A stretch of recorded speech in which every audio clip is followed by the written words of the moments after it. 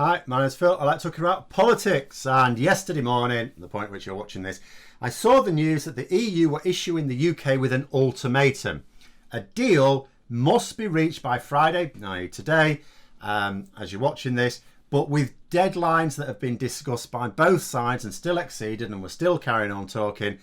Is this ultimatum real or not? Yes, but not necessarily for the reasons you may imagine. But first, if you'd like to be notified of daily news and politics, please subscribe to the channel and click the bell notification icon. So, before I start, I need to sort of make two things quite clear as I understand them. First of all, so this ultimatum, if real, it doesn't mean talks will end necessarily, but there is something I need to proviso that with towards the end. There's no suggestion that the EU are saying, you either agree today or we're off, we're gone, we're finished. It would simply mean, what they're basically saying is, look, we can't guarantee that this is implemented in time unless you agree like nowish. So what they'd be saying is we may have to implement it in January. So we may end up leaving the transition period under no deal conditions for a short time. And the second thing is the EU, of course, is not just one voice. You know, unlike the UK side, Boris Johnson pretty much gets to dictate things. Yes, of course, he's going to have to keep his MPs largely on side, but he essentially gets to dictate everything. But in the EU, comments can be more nuanced. So you may, for example, have the EU Commission, who directs Barnier's negotiating team, believing that, you know, even if we go beyond next week, it still might be possible to get something in place. It's just, you can't guarantee it, that's what they're saying. But it might be that some member states or even large blocks in the EU Parliament are not necessarily willing to accept a particular deal unless certain things are in there. Not all players in the EU have to speak with one voice, but they all do, of course, have to say yes for a deal to be agreed. Now, we may, for example, find ourselves in the bizarre position whereby, so let's say we don't agree a Brexit deal in the next few days. Let's say, just for the sake of argument, circumstances align and we agree that Brexit deal in, let's say, next Friday. But let us say that that is too late to ratify it this month. It's not enough time. So let's say it does get ratified, but let's say a week into January. So we may have a ludicrous situation where we end the transition period. We know we've got a deal, but we can't exit into that deal because it's not been ratified yet. So we have to exit the transition period into a no-deal scenario, but a week later into the deal, it's all sorted. Now, I say potentially because part of me does wonder if it's only going to be like a few days, a limited period of time where it's a no-deal scenario because we have agreed it, just haven't ratified it, then maybe they'd be prepared to take a lighter touch on certain aspects of the withdrawal agreement, for example. If the deal was going to come into full force a few days later. You know, I get that they can't let the UK have any special consideration because that would breach World Trade Organization rules and upset countries with whom they have good faith trade agreements, especially as some major countries have already lodged concerns with the World Trade Organization, including China, the United States and India, as I talked about recently. But if a deal was coming online a few days later, it may be argued, it's not really in anyone's interest to kick up a fuss for a few days. But I don't know. I'm not an expert in customs arrangements, knowing only what I pick up from those who are.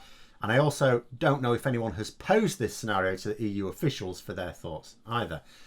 But as to the ultimatum itself, so according to the Irish Times, it's taken the form of Michel Barnier telling his UK counterpart, David Frost, that if something isn't agreed this Friday, today, then there can be no guarantee that it will be ratified in time for the end of the month.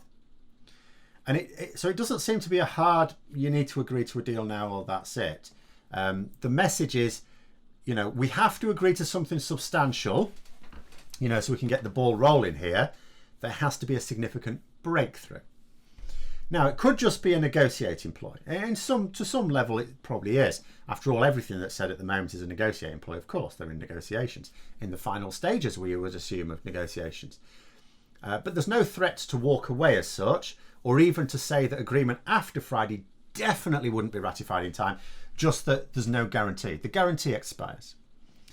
In fact, even if something were to be agreed today or at the weekend, that actually wouldn't be the end of it.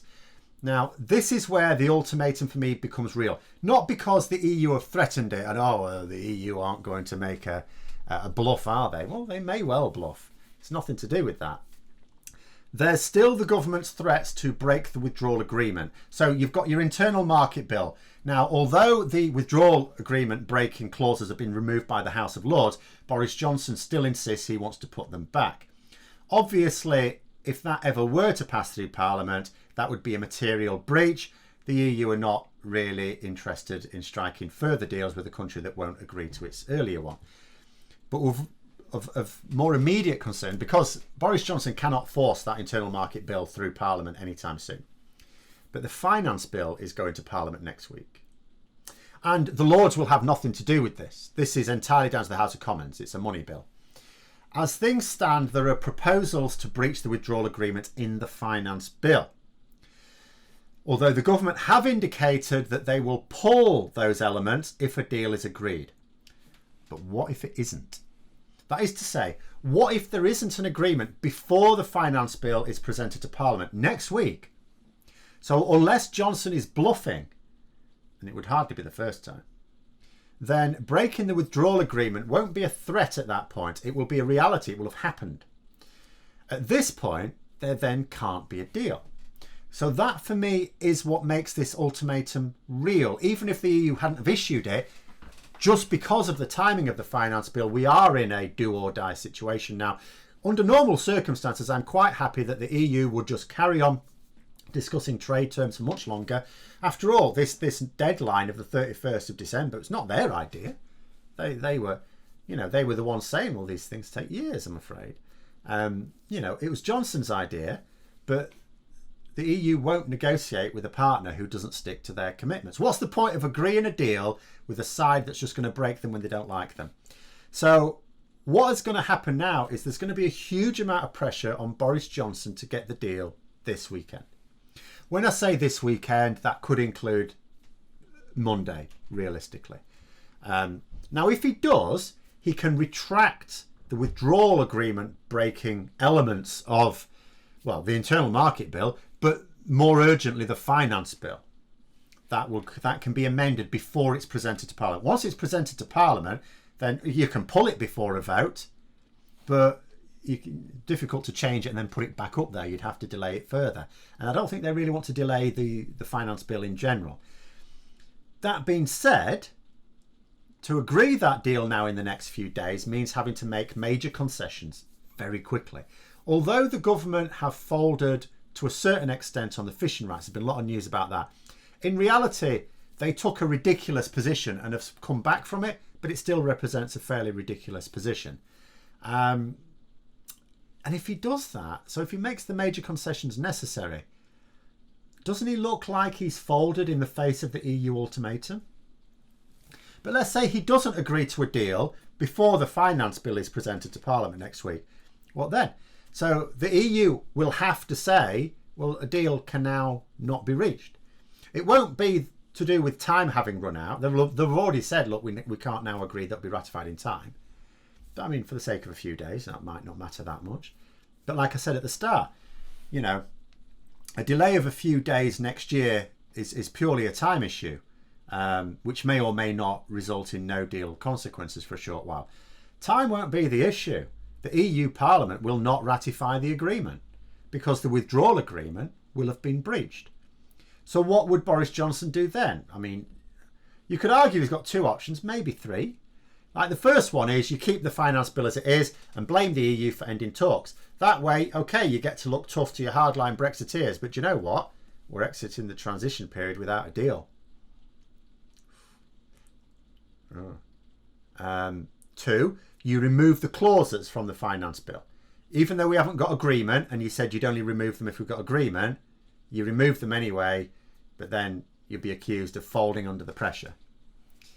Maybe three, maybe what you try and do is to say, well, the EU have made some interesting concessions. They're finally seeing sense. They're backing down. I think we can get a deal quite soon now. So as an act of good faith, I'll remove these elements from the finance bill. We won't put that before Parliament. I can always add them in later. We're looking good for a deal quite soon. Might buy him a few days, may, but what if there's no breakthrough, a week later, let's say? Aren't the hardliners in his party simply going to revert to the notion that he backed down, assuming that they even gave him those few days benefit of the doubt in the first place? So the way I would look at it is this. Boris Johnson has put himself in a position whereby either he agrees to something this weekend, like I said, that could include Monday, but in the next few days, or he's taken us out without a deal. Because I don't think he believes he can survive a no-deal Brexit politically. So wouldn't that basically mean that the political logic would suggest that Boris Johnson knows that he's going to have to agree on all the outstanding issues and strike a deal in the next few days? That being said, political logic has been put under severe strain in the last few years, so nothing is certain, but logic would seem to dictate it's now or never. And nothing to do with stated deadlines, nothing to do with one side saying there's a particular deadline, just the political realities that are converging next week. If that finance bill goes through in its intended form, there will not be a deal. But those are my thoughts. Let me know yours in the comments below. I hope you found the video interesting. If you did, don't forget to click the like button. And if you'd like to support the channel further, please also click the Patreon link for details. And until next time, I'll see you later.